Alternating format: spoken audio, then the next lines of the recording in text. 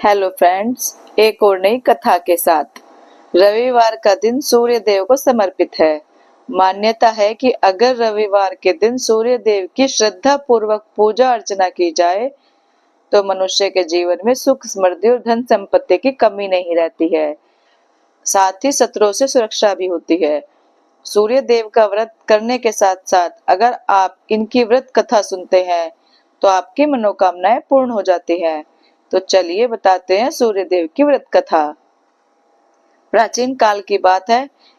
एक बुढ़िया थी जो नियमित तौर पर रविवार के दिन सूर्योदय से उठकर नित्य कर्म से निवृत्त होकर अपने आंगन में गोबर से लीपती थी, जिससे वो स्वच्छ हो सके।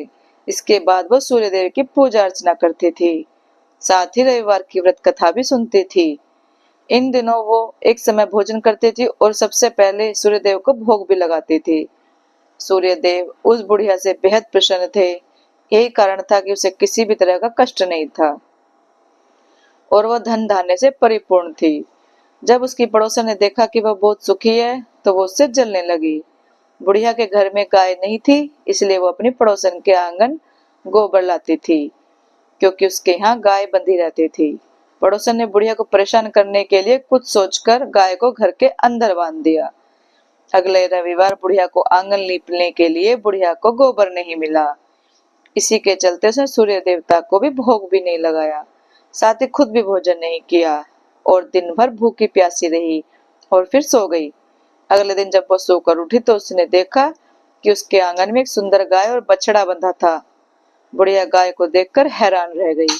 उसने गाय को चारा खिलाया। वहीं उसकी पड़ोसन बुढ़िया के आंगन में बंधी सुंदर गाय और बछड़े को देखकर और ज्यादा जलने लगी, तो वह उससे और अधिक जलने लगी। पड़ोसन ने उसकी गाय के पास सोने का गोबर पड़ा देखा तो उसने गोबर को वहां से उठाकर अपने गाय के गोबर के पास रख दिया। सोने के गोबर से पड़ोसन कुछ ही दिन में धनवान हो गई। ये कई दिन तक चलता रहा। कई दिनों तक बुढ़िया को सोने के गोबर के बारे में कुछ पता नहीं था। ऐसे में बुढ़िया पहले की तरह सूर्यदेव का व्रत करती रही, साथ ही साथ कथा भी सुनती रही। इसके बाद जिस दिन सूर्यदेव को पड़ोसन की चालाकी का पता चला, तब उन्होंने तेज आंधी चला दी। तेज आंधी को देखकर बुढ़िया ने अपने गाय को अंदर बांध दिया। अगले दिन जब बुढ़िया उठी तो उसने सोने का गोबर देखा। तब उसे बेहद आश्चर्य हुआ। तब से लेकर आगे तक उसने गाय के घर के अंदर ही बांधा। कुछ दिन में बुढ़िया बहुत धनी हो गई। बुढ़िया की सुखी और धनी स्थिति देख पड़ोसन और जलने लगी। पड़ोसन ने उसने अपने पति को समझा बुझाकर उसे नगर के राजा के पास भेजा। जब राजा ने सुंदर गाय को देखा तो वो बहुत खुश हुआ। सोने के गोबर को देखकर तो उसकी खुशी का ठिकाना ही ना रहा। नगर के राजा के पास भेज दिया। सुंदर गाय को देखकर राजा बहुत खुश हुआ। सुबह जब राजा ने सोने का गोबर देखा तो उसके आश्चर्य का ठिकाना नहीं रहा। वही बुढ़िया भूखी प्यासी रहकर सूर्य भगवान से प्रार्थना कर रही थी। सूर्यदेव को उस पर करुणा आई।